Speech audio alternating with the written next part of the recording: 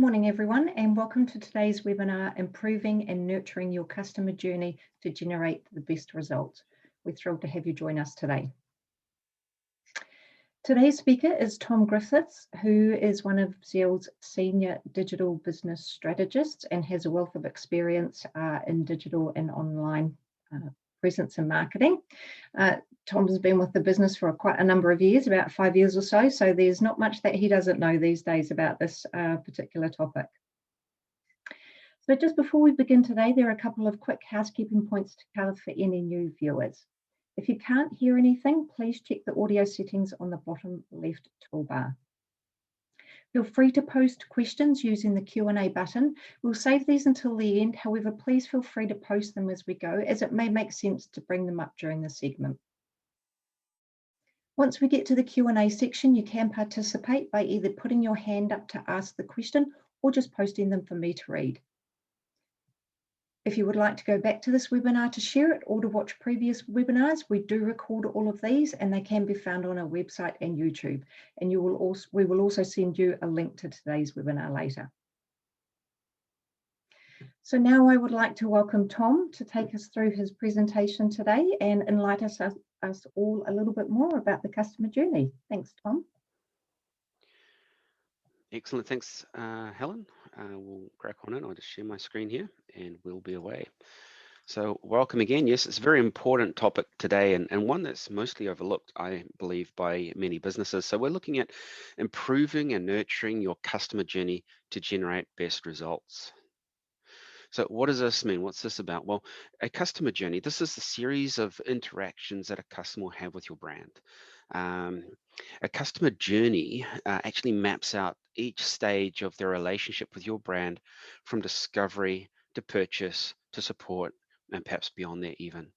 So it's really important to do this. And this is the first tip. If you haven't done this, you need to do this straight away. You need to map out what is the customer journey. This is the number of, perhaps you could say, touch points that you can link together through the interactions that a customer would have with you.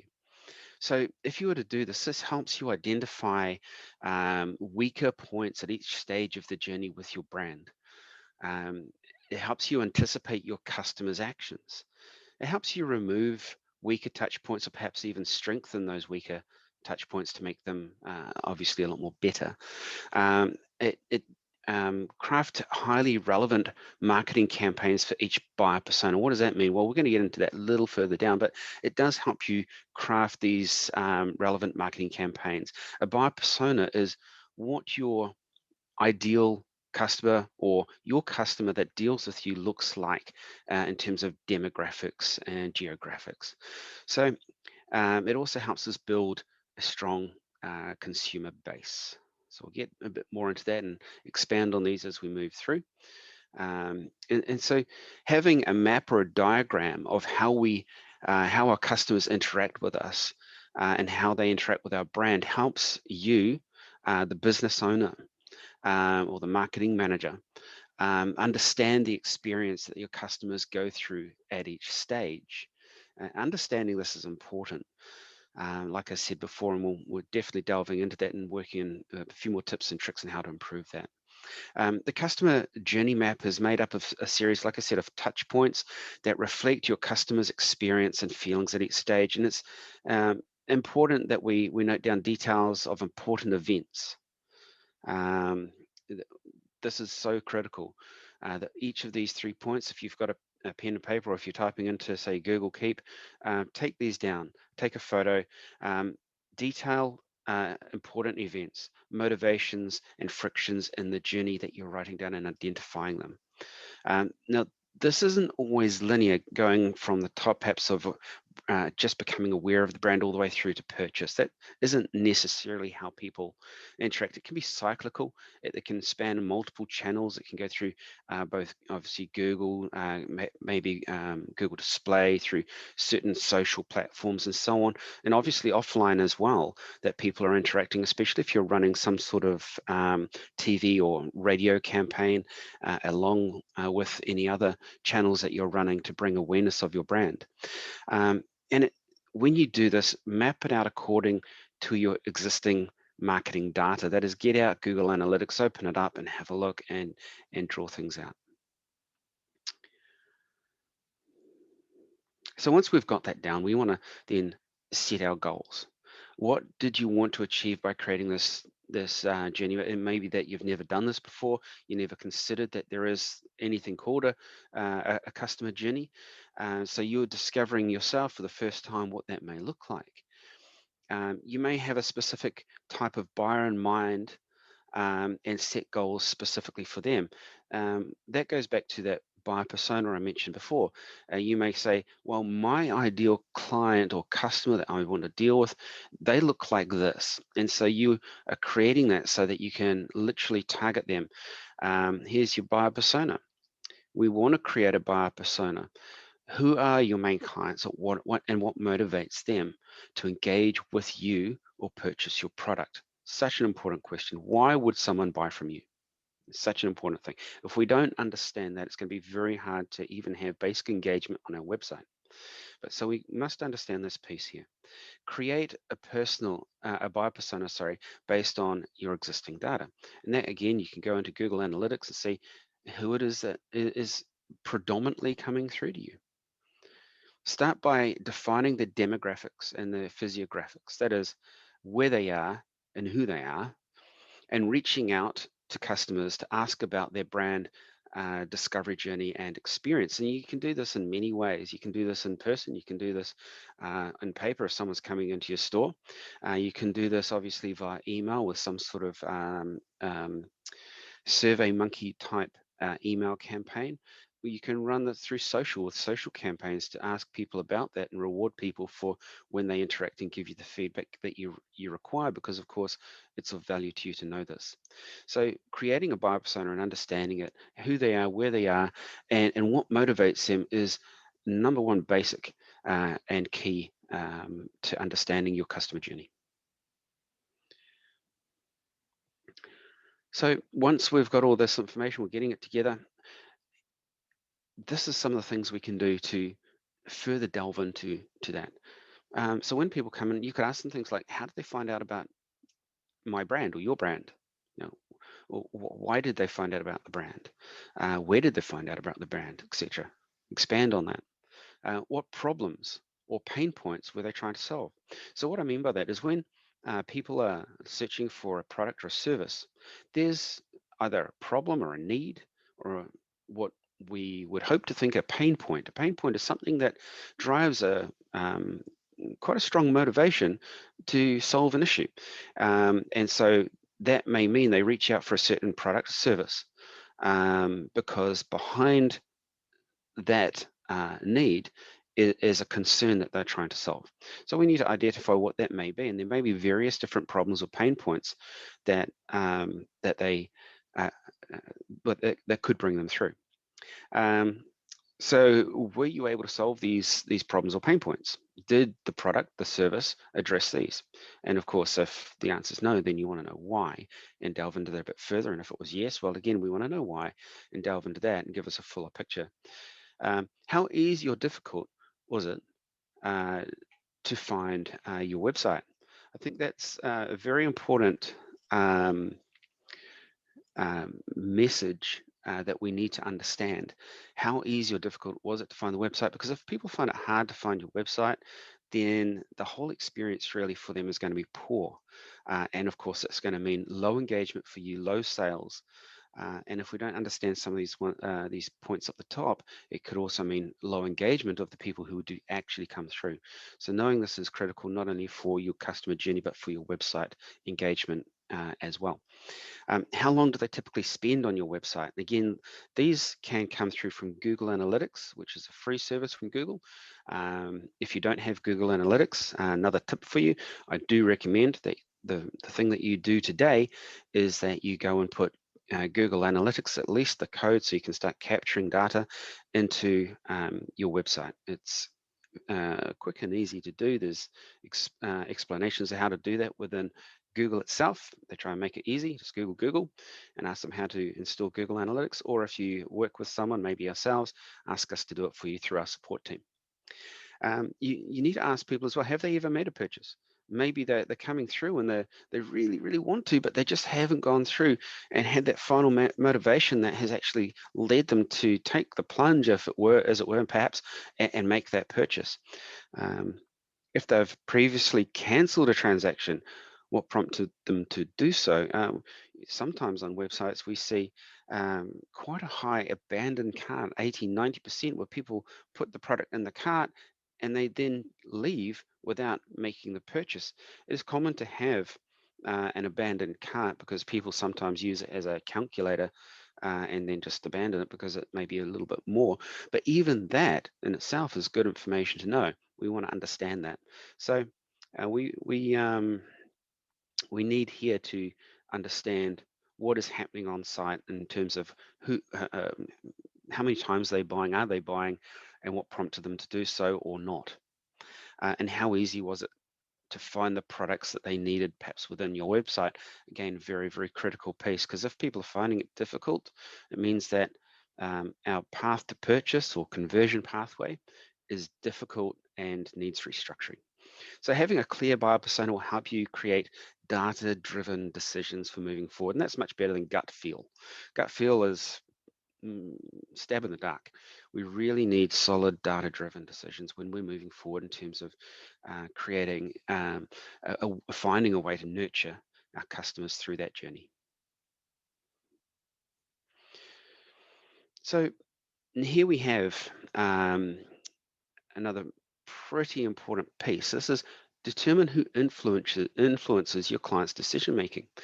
Now, I'll give you a little bit of an example of this because the influences in the decision may not just simply be the end user, but there may be influences along the way.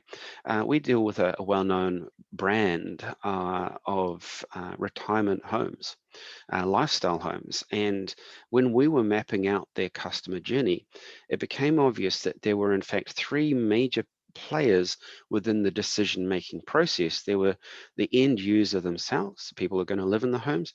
There were their sons and daughters, and believe it or not, the family lawyer. So each of these three people had an influence in the decision that would be made either positively or negatively. So we needed to make sure that they were addressed within the client's the decision-making journey and the way in which we nurture them through the whole process. So your customers' decision makers are often people and things and factors that determine whether or not your product is worth spending money on. Very important. Motivations. Your customers' needs and wants, driven by a problem or pain point, as we sort of talked about before, that they want to solve. There's something that motivates them. This should be backed by an emotional and logical reason that justifies why your product is the best option in the market. Emotional and logical reason. So we need to highlight the pain, as a salesperson may say, highlight the pain so that they understand even stronger their motivation. Economic factors, price and affordability is an important element for customers when making a purchasing decision. And sometimes the abandoned carts I mentioned before could have been resolved by putting in some form of split part payment system, such as lay-by or afterpay, allowing someone to split the cost or of that purchase or purchases of products and checking out with less pain behind that cost. Product options. That's another one. The more product options the customer has, the more complex the decision-making process gets.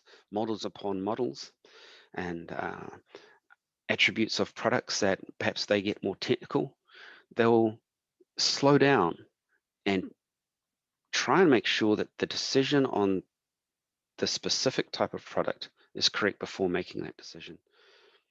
Now, personal factors, your customer's age, gender, income, lifestyles and stage in life have a strong influence in how they choose products and brands that they patronize. Physiological drivers, your customers' motive, socialization attitudes, and personal beliefs determine how they choose a product or service. And of course, the social circle, these are friends, family, community, occupation, religion, and culture.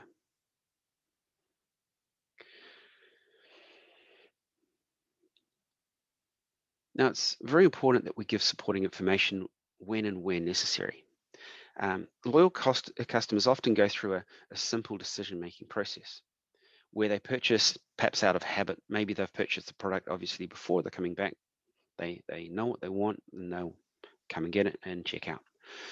But those who haven't reached that sort of level of brand loyalty, they still have perhaps multiple product options that often require more information as they go through a more complex decision-making process to make sure, like I said, perhaps there's some technicality about it. Maybe there's even just 3 products. They just want to make sure that before they click that button, they are choosing the right product. So here's another tip for you. Create irresistible offerings and deliver useful information to the customer, appeal to the emotions and justify it through logic. Again, appeal to the emotions and justify it through logic. Again, we're highlighting the pain and we're justifying it as to why it's the right choice. So we want to identify the best ways to nurture the client. Sometimes the decision-making process is longer. It doesn't matter whether, one of my sayings, you're buying a car or coffee, it's the same decision-making process. It's just a little longer in its time period. If I'm making a coffee, I'll still look around. I'll make sure if this is a cafe I've never been to before. Um, the decision-making process is a little more complex.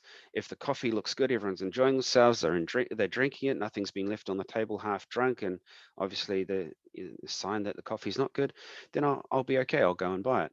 If I'm buying a car, well, the decision-making process is a lot longer. I'm looking at all the brands, all the options, the styles, the colors. That's obviously very important, color, as opposed to things like engine and so on, being facetious. But, the decision-making process there is a lot longer. So simple decision-making, customers often go through simple decision-making when repurchasing a product. They recognize the need for that the product doesn't take long to make a purchasing decision. So that's the simple one, but a more complex one. Customers go through a more complex decision-making process when selecting a brand for the first time or making a high price purchase, such as a car, like in my example just before. This complex decision-making requires more time, more information, and a smarter lead nurturing process. And lead nurturing, I think, is such a critical part when you have products that aren't perhaps clothing and basic consumer products like that. So stages of customer decision making is the need for the need recognition. They suddenly recognize that they have a need for your particular product. Then what people do, okay, the next thing is, okay, well, I need this. Where can I get it from? So they start searching for information about where they can source it and about the product itself and product options and so on. Then they'll be through that process identifying market choices, where they can buy it, what are the best options, what are the most popular and why. And then they'll come down to maybe 2 to 3 options, which they will then zero in on one and make a purchasing decision. This needs to be supported. So how can we do this? How can we support our clients and nurture them through this process? Well, one of the cheapest and probably most effective ways of doing this is through email marketing. This helps you gain your customers' attention and build trust. And when we're talking about email marketing, we're not talking about the old style letterbox pack and save flyer that's all colored and done up and templates and things.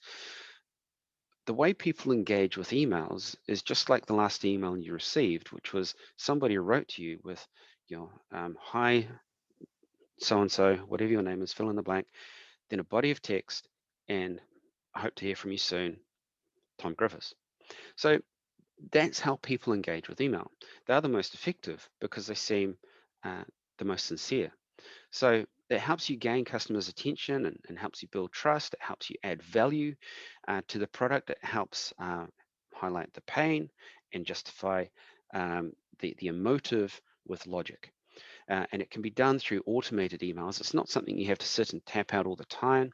You can use campaign systems such as Active Campaign is one of my favorites.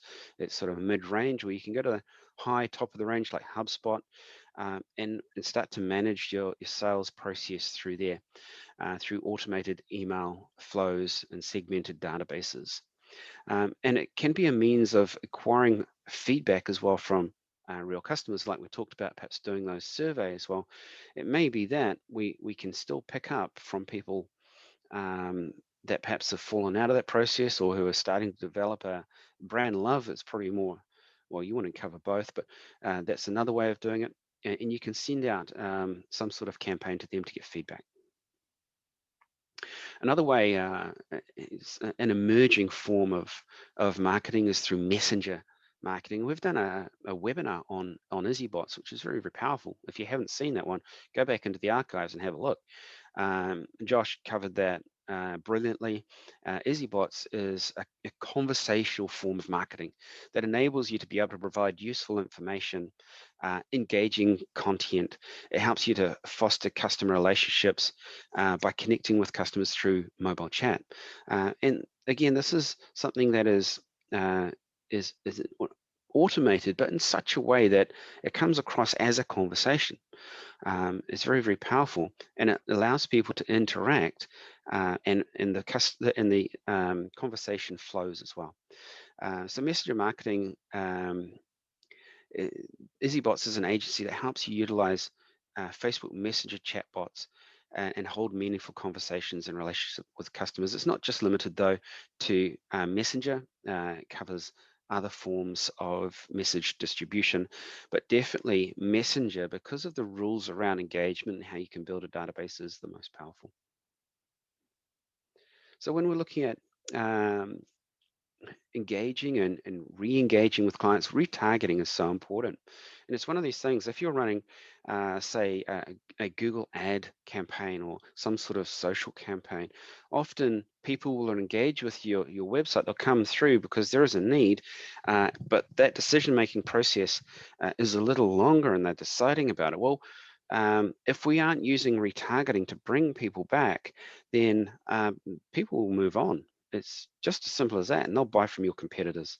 So retargeting is an ad strategy designed to engage customers who have interacted with your website. So as you can see, Bob here, he's gone to your website. Bob then leaves your website, which is common. People do that. That's okay. We want to bring them back. So we're going to place an ad. This here, I don't know if you can see it, says your retargeting ad here. On websites, social networks, etc., Google has a conglomerate of millions of websites around the world where something called a banner ad can be placed. That's one form of retargeting, is through Google Display, as it's called. And of course, social networks, commonly Facebook is one option, whereby we can place your brand in front of people who have been to your website in order to bring them back. So we've retargeted Bob. Here he is. He's seen the ad, and his interest is rekindled. We've appealed again to those pain points and logic, and now he's primed for your product and your solution. And he's going to come back and he's going to buy it. Trust me, it works. Well, at least it works on me. I don't know about you, but it definitely works on me. So that's retargeting. So lead nurturing, if we can move on to that. It aims to create relationships and provide information to customers to increase the inclination to make a purchase. And as I've touched on before, automated lead nurturing systems like Active Campaign at sort of the lower to moderate end, and HubSpot pretty much at the high end are great platforms for that. Now, it's important that as we do this, we're targeting pain points. As I keep saying, it seems to be a common theme, targeting pain points, targeting the emotive and backing it up with logic. It's important to do that because they're directly connected to their needs. And then justifying it with logic. Or it may be inconveniences or inefficiencies that they'd like to solve. So whatever those pain points are, let's target those. So when optimizing your customer journey, make sure to answer your customers' pain points and concerns at each touch point. as this will add value. FAQs is a really good way of addressing customers' pain points. Sometimes we need to do that on the homepage a lot quicker than allowing people to sort of sift their way through, if they get that far, to your FAQs. So my final point here on this is that we need to give people a reason to respond. This is often overlooked, but it is so important. If you don't give people a reason to respond, most of the time they won't. So let's give them a reason to respond. That is, when we're wanting to find ways to get our customers to come back or to respond, we can tweak our marketing content to be more focused on generating a response from customers, improve your subject line, messaging, and tone. As you can see over here, the example is, "We miss you," which is nice, it's emotive. "Enjoy 25% off your order." That's definitely going to spike someone's interest to come back. Alternatively, you can provide customers with a special offer, as I said over here, to get them to respond. You can send samples, discounts, or gifts to customers that you want to reach. So when you're running a campaign, it may be backed up by radio, etc. It's so important. Give people a reason to respond. It doesn't always have to be money off. There might be something else you can give, but give them a reason to respond. Thank you very much, Tom. Do you just want to stop sharing your screen? I will. Thank you. So we can now open the floor to any questions that people may have. One thing I wanted to know, Tom, was how often do you think that people should be reviewing the customer journey on their website? Yeah, it's really important to review that on a very regular basis. I would say that minimum 6 months. It's excuse me. It's very important that when you're looking at the information, the analytics that's coming through from your perhaps marketing strategist that you're working with, or through your analytics that perhaps you're looking at by yourself, that you have your customer journey in mind. That's such an important factor, that you're doing that. And of course, then it's 6 months, sit down and review everything. Cool. Okay, thank you for that. So 6 months or sooner even. I imagine some of that would be seasonal as well, that there might be Yeah. some seasonal things that you'd Yeah, want to take definitely. into account, Yeah. Black Friday, Christmas, things like that. Yeah, change of seasons. Yeah, definitely. That's so important, that if you have some sort of seasonal dip, especially, that you want to overcome, then yeah, you're reviewing things a lot sooner than that. I mean, 6 months is like bare minimum, but definitely monthly is optimal. Cool. Okay, thank you. I have a question here from Larissa. Do you ever do more in-depth training on SEO? We've done one video on SEO basics. I don't know if was it Larissa, if she was there on that one. If Larissa, if not, it's definitely in the archives. I think in the wings is more in-depth training on SEO coming up, but there's so many facets and factors that for a lot of the time it'll go over a lot of people's heads. So we found that the basics was sort of the best start there. Cool. Any other questions from anybody? I'll just leave it open for a minute or two. Mm-hmm. No? No. Alrighty. Okay, so some takeaways for our attendees to consider is the customer journey begins the moment a visitor lands on your site, right through to the checkout process or when they leave your site.